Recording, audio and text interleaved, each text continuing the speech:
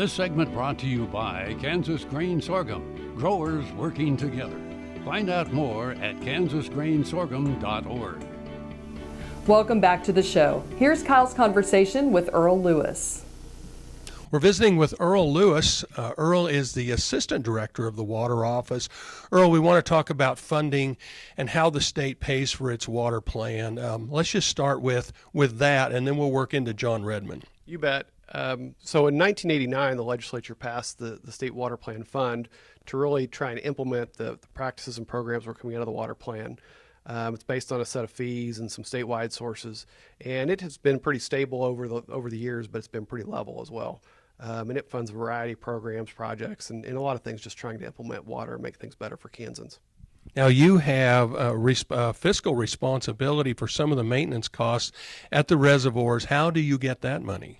Well, in addition to the Water Plan Fund, we do operate a raw water utility and sell water, if you will, to municipal industrial customers. And so they pay essentially the state's cost to purchase that storage from the Corps of Engineers. And so cost for the debt service, as well as the cost for operating and maintenance, and our cost for running the program as well, comes really from our customers. Now, you own a portion of the storage capacity in a number of Corps reservoirs in the state of Kansas.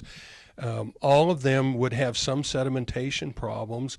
How is it that you chose John Redmond for this first, I'll call it pilot program? Is it fair to call it a pilot program? It is fair to call it a pilot program, and all of our reservoirs do have some level of sedimentation or problem. And if you look at John Redmond, it's not the most sediment in, and neither is the fastest.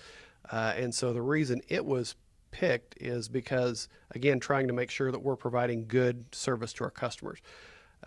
And so as we looked at that and said, how are we able to make sure we have water for our customers, in that case, those communities downstream and Wolf Creek Nuclear Power Plant, we looked and said, can we make it through a 50s drought and make sure we have water for everybody? And that was the one that we had the most trouble ensuring that we could meet our customers' demands.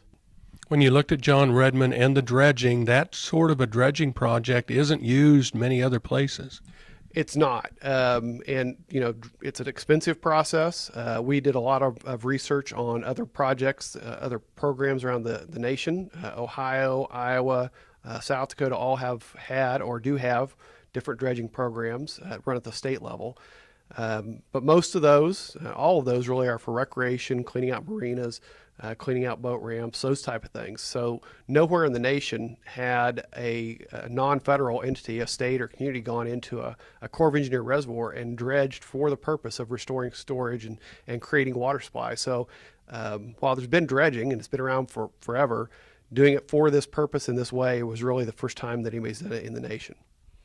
Now, as we look at this and funding specifically the dredging, how is that happening? So the state of Kansas issued a bond a little over a year ago, a 15-year bond, about $20 million.